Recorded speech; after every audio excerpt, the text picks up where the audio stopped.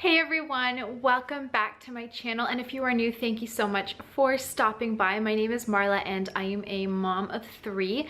I have a 4-year-old, a 2-year-old, and a 1-year-old, and let's just say my pregnancies were not the best. But as each pregnancy, as each pregnancy went by, I learned some more things, that kind of make it a little bit more comfortable, and I incorporated it in my next pregnancy. So today I want to share with you some tips. I'm going to share with you, I think, 12 tips. Yeah, 12 tips that that I wish I knew, especially during my first pregnancy, and that no one will ever really tell you about, and you might not find out unless you just go through it yourself. So I hope these tips are going to help you. I'm obviously not pregnant, but like I said, this video came to me because I was talking with my husband about pregnancy and how uncomfortable it was and all these things, and I was like, you know what, I'm going to make a video and compile all of the big things that I wish I knew in one video for those moms out there who are pregnant. So let's get started.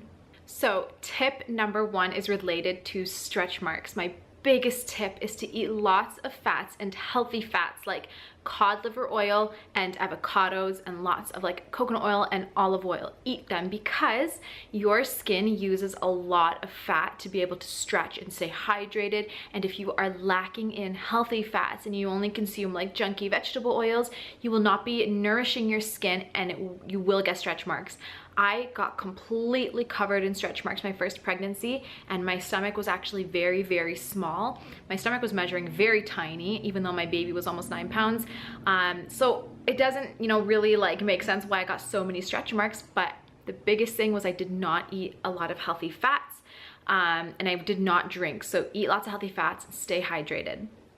The second tip is do not buy any oils. This is also related to stretch marks, but do not buy any oils that claim that they're going to help remove or eliminate or prevent stretch marks. They are a big scam. I went through so many oils. None of them worked. Like I said, I got covered in my first pregnancy with stretch marks, and none of the oils worked. They're all bad for you, and they're all so expensive. The one thing that did work, and I did it throughout my second and third pregnancy, and got no stretch marks, and my second and third babies were even bigger than my first, and my stomach was a lot bigger, and I got not even one stretch mark. So the thing that you need to do is just use coconut oil or pure cocoa butter. You can buy cocoa butter in little wafers, and I literally just rub it on the skin, rub it on your belly, and it kind of like dissolves and melts, or you can rub it on your hands, on your legs, anywhere, all over your whole body, but just use a natural, either coconut oil, or you can even use olive oil or cocoa butter, and that is such a better option than going and spending tons of money on scented oils with chemicals and stuff that will not help. I promise they are useless. So the coconut oil really helped, and it feels really nice, and it's so much more inexpensive. The next tip, and tip number 3, is to buy a Snuggle. Invest in a Snuggle. They are around $75 to like $100. I've done a review on this pillow, and it is a lifesaver. When you are pregnant, you don't sleep well, especially as your stomach grows and grows, and you get a lot of back pain. So a Snuggle is good because it kind of goes around your back and then up through your legs and over your shoulders, so you can like snuggle it. And it's nice because if you lean back, you have something to lean back on. So it supports your back. It also gives you something squishy to hug, and it supports your thighs so your hips don't hurt. I use it every single night. Pretty much kicked my husband out of the bed because it was so big, but it's so worth it. You can buy pillowcases for it so that you don't stain the pillow, and just wash the cases. It is something you're going to use for every pregnancy, and it's the only thing that will get you to sleep, semi-decent at night. You still are not going to sleep perfect because you're pregnant, but it'll help a lot, and it'll help you get lots of sleep before baby comes. Tip number 4 is to not waste money on maternity clothes, especially like dresses and jeans. All I am saying is spend money on leggings, because as you get more pregnant, you are not going to want to wear these cute maternity clothes. You're going to want leggings. Leggings can be really cute. I never looked like not put together. I always made sure I looked really nice, so I would wear leggings, but then I would wear like a really pretty like longer shirt over it. In the winter, I'd add a nice pair of boots with the leggings. In the summer, I would do sandals. I would make it look really cute and dress it up, but I would not go overboard and buy all these jeans, because number 1, you will not wear them obviously after you have a baby, and they are so expensive. And number 2, like I said, as you grow and your stomach grows, you're not gonna even want to put them on because they are still uncomfortable. So leggings saved my life, and I absolutely love them, and I have, those are the only things I ever bought when I was pregnant. And another thing that I bought was sports bras. Don't go invest in really pretty bras, because as your stomach grows and grows and it comes up, you're not gonna wanna wear anything but something stretchy and comfortable. It'll start digging, like if you have a bra with like an underwire and stuff, it'll start digging into your stomach. It's really gonna hurt. So don't go spending money on larger bras as you grow. Just invest in sports bras or maternity nursing bras, because they're super comfy too, and you can actually buy some really pretty and elegant ones if you want to feel like, you know, you're not just wearing something kind of frumpy and ugly. Tip number 5, do not take a prenatal. And I know a lot of people are gonna be like, what are you talking about? But all the prenatals, at least the ones I found when I was pregnant, were usually pink from food coloring and bad ingredients. They were all purely synthetic, which means that your body is not getting pure sources of those vitamins and minerals. You're getting a synthetic version, which kind of acts a little bit different in the body, and your body doesn't really absorb it really well either. And they were usually like really hard to swallow because they're like in a time release capsule and stuff. And they were also really expensive just because I said prenatal. So do not take a prenatal. What you should be taking is a good quality multivitamin. There are a lot of good brands out there. I have, one of my favorites would be Tad Plus from Genestra brands. They also have one from the Dr. Axe store. It's a fermented multivitamin. Take a higher dose if you want. Take 2 when you're pregnant if you want, but just don't waste your money on a prenatal, because like I said, they always try to make them pink or something. They have food colorings, they have bad ingredients. Instead, take a good quality multivitamin and you'll be good to go. And you'll save money because it doesn't say prenatal on it, and you'll actually get the benefits of it going to you and your baby.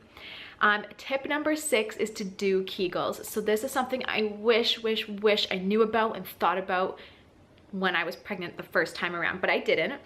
And number 1, it made pushing the baby out a lot harder. Number 2, it made postpartum recovery hell, because I got a prolapse. It wasn't so bad, but what was really bad was my diastasis recti. And I didn't know postpartum that I was still supposed to be doing Kegels and stuff, so I didn't do it. And I put more strain on my stomach and my pelvic floor, and it got worse, so that when my second pregnancy came around, I had an even worse prolapse, and it just kept getting worse. So one of my biggest tips will be to do Kegels throughout your pregnancy.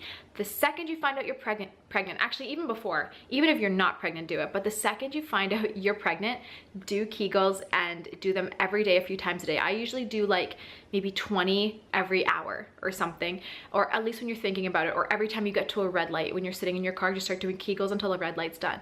Just do Kegels, and there's loads of videos if you're not sure how to do it, but they are gonna help not only push out your baby, they're gonna strengthen your pelvic floor, so you're gonna not have as much pain when your baby starts getting super big, and it's gonna help your postpartum recovery. It's gonna prevent prolapses, so many health benefits. So I really recommend doing them.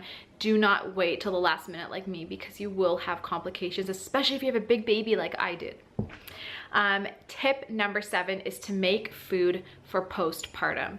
As soon as you're gonna have that baby, I promise you are not gonna be able to make food. And usually in the first few days, you have a lot of relatives visiting, and they'll bring you dinners and you can order out, and it's all new and fun. But then when you're like 1, 2 weeks, maybe even 3 weeks in, and people stop visiting, you don't get as many meals, you're getting sick of eating out because you're trying to get healthy and get back to your pre-pregnancy weight and nourish your baby and, you know, all this good food for your breast milk. The last thing you're gonna wanna do is cook, because you're not gonna have time and you're gonna be so tired. So prep ahead. This was the best thing I ever did when I was pregnant. Was the last month of pregnancy, last 2 months, I made a ton, and like tons of chilies and soups. I made like lots of stews and froze them. I literally froze everything. I would make lasagnas and freeze it. I made tons of meatballs and froze them, so that if I was hungry, all I would do is throw a few in the frying pan or in the oven, cook them up and eat it with some salad. I made lots of cookies, like healthy things, lots of healthy muffins. I pre-made pre-packaged trail mix. So I would go to like Bulk Barn, buy like bulk nuts, mix them all together and freeze them, because nuts are actually so good frozen, by the way, taste amazing.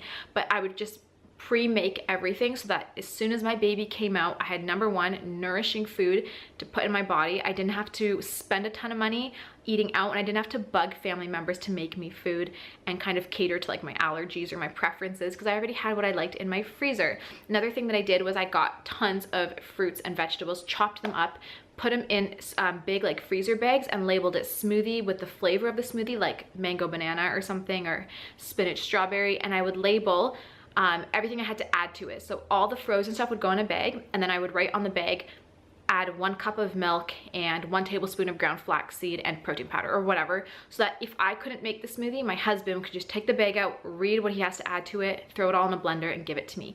So simple. I made tons of these that last us about 3-4 weeks. Such an easy thing to do. So I really recommend just meal prepping food. You usually go through like that nesting phase where you want to get everything done. Take advantage of that burst and surge of energy in those last like 2 months postpartum and prep your food. It'll save you so much, I promise. The tip number 8 is to actually eat lots of fiber and drink lots of water. This is going to prevent 2 things. It's going to prevent hemorrhoids and it's going to prevent constipation. So when you're pregnant, this might be TMI, but heck, if you're pregnant, it's going to happen to you. So may as well know. The baby is pushing and kind of like compressing your colon and your intestines. So it's so easy to get constipated, especially if you're not having enough fiber to scrape and scrape your intestines and bulk up your stool, and if you're not drinking enough water to get things flowing. Pregnant women and constipation are like so popular. Almost every pregnant woman I knew got constipation, and the one thing I did not get when I was pregnant was constipation. I had terrible pregnancies, but I never got constipated. It's because I always made sure I was eating a lot of fiber, drinking lots of water. You can get fiber through like lots of like raw fruits and veggies. You can take ground flaxseed, which is so nutritious. You can do chia seeds. You can do like lots of whole grain rice. So these are all good sources of fiber, and it's going to really help to keep you regular, and it prevents hemorrhoids, because when you're constipated, that's what happened. That hemorrhoids is what will happen. So when you're not constipated, it'll prevent the hemorrhoids and reduce them if you already have them. So definitely add that to your list of things to do. So tip number 9 is actually to weight lift and do lots of squats. I was always told when I got pregnant from like the older generation, I found they were like, don't lift that box, it's 1 pound, like you don't want to strain your stomach. Or I would always have people all over me, like if I lifted, like when I was pregnant with my second and third and I would lift my baby in the car seat, and they were like, don't lift, you know, you're gonna go into labor. And it's like, it doesn't work like that. Weightlifting actually is gonna help you so much. It's gonna help strengthen your bones and joints. So as your stomach grows and as you gain weight, you know, during your pregnancy, your body will be structurally sound to support you. So you won't have aches and pains. I see so many pregnant women are like walking around like, oh, my hips are hurting or my knees are killing me. If you lift weights, you will not experience that. Another benefit to lifting weights is it helps keep your weight gain under control, which is, you know, a good thing. You don't want to gain too much weight because then you have problems with gestational diabetes and all sorts of things. So it does help keep your weight gain under control, and it also helps speed up your postpartum recovery, not just in terms of how flat your stomach gets and stuff, but also in terms of how quickly you heal. If you are physically active during your pregnancy, and there are so many studies that prove it, that if you are physically active during your pregnancy, your postpartum recovery will be so much faster. And I can agree to this and attest this 100%. So when I had my first baby, when I was pregnant with my first baby, I was always active. Like I did a lot of walks and stuff, but I did not lift weights. I was very paranoid to do any type of working out. So I didn't really do any jumping workouts. I did nothing pretty much except walking. So walking is really good, but I don't think personally it was enough. And my postpartum recovery was hell on earth after my first. And if you followed me long enough on this channel, you'll know all about it. My second and third pregnancies, I got so much more active, and I lifted weights 3 times a week. And you don't have to go super heavy. Like the heaviest weight I would lift would be 20 pounds on each side, whether it was in squats or bicep curls or something. But you can do even 5 pounds on each side. Just do something. I also did lots of HIIT workouts, so it was quite a bit of like jump squats and stuff. Obviously, the bigger my stomach got, the more I dialed it back because it would get uncomfortable to do jump squats and stuff. But I did lots of exercising, and pretty much, I just want to say that after both of my second pregnancies, I recovered within a few days. Like I was up walking, no problem, no issues. But after my first, it took me 2 months to get off the couch. I would be like this slow. I'm like aching and all that, trying to get off the couch for 2 months postpartum after my first. So work out, it's gonna help. And yes, you do bounce back a lot quicker when you work out. When I found out that like, after, I always lost all the baby weight because I never gained much because I was always like, you know, fairly active and stuff. But after my first, I lost so much muscle after my baby came out. But after my second and third, because I was lifting weights throughout my whole pregnancy, I felt like I actually gained muscle. And I think it was a lot to do with also carrying around the extra heavy weight. And while you're working out and you're working out with a big belly, that's also extra weight. So that's increasing your muscle mass. So really encourage trying to lift some weights, and squatting. Squatting is going to really help get your pelvis and the baby in the right position to come out and have your labor so much easier. So try to squat, do a lot of squats when you're working out. So tip number 10, get your projects and anything big out of the way now. So once your baby comes, it's going to be all about baby. You're going to have to worry about feeding baby, bathing baby, sleeping, just everything is going to get a lot harder and take a lot longer. So if you know you have something big you need to get done, like a big project in the house, like you need to get your roof done, or you need to paint, or you need to get like something big, do it before a baby comes and get it out of the way so you don't have to sit there and worry about it once you have a little baby. You can focus on enjoying your little person, because that's what's most important. But I know how hard and frustrating it can be when you have all these things like looming over you, like I need to get this done and this done and this done, but I have no time. So do it all before baby comes. We would always do all our big stuff, like if we knew our car needed to be like had a tune up, if we knew we needed to finish our gardens outside, etc., we would make sure they're done before baby. And we would always make sure, like if it was like I always had my babies in the winter, so I would always make sure that like if I had a feeling I was going to go into labor soon, we would make sure the driveway's nice and shoveled and things are just ready and out of the way and ready to go, so that when baby comes, that's who we focus on, baby. So I hope you guys to try that if you are pregnant, because it's going to save you a lot of stress and stuff once baby actually does come. Tip number 11 is to take pregnancy photos and videos if you can. So my first time around, I took a lot because it was my first. I was super excited and I was like, oh, the bump, etc. My second and third, I didn't, because first of all, I already had a little kid I was running after. Second of all, I just felt so exhausted. I didn't have energy and I didn't want to take any more photos. And I was like, you know what? I already had photos from my first. I'm not going to look much different. Oh, I was wrong. I took a couple photos in each of my pregnancies, and looking back, it was so different than my first. And I wish I had more photos and more videos of my bump, because I was just like, it was such a beautiful time. It's never gonna happen again. And yeah, I definitely wish I had more. So even though you might not feel like it in the moment, I encourage you to take some photos. And if not every single day, at least once a month, to document your monthly progress even. And that's not that hard. So try to take photos. You will appreciate it after baby comes. And finally, tip number 12. This might not appeal to everybody, but it was something that was awesome for me. And that is to film your labor for the future. So the first time around I had my baby, my very first baby, I had a camera in the room, but we didn't even pull it out until way later, till baby was already born and everything.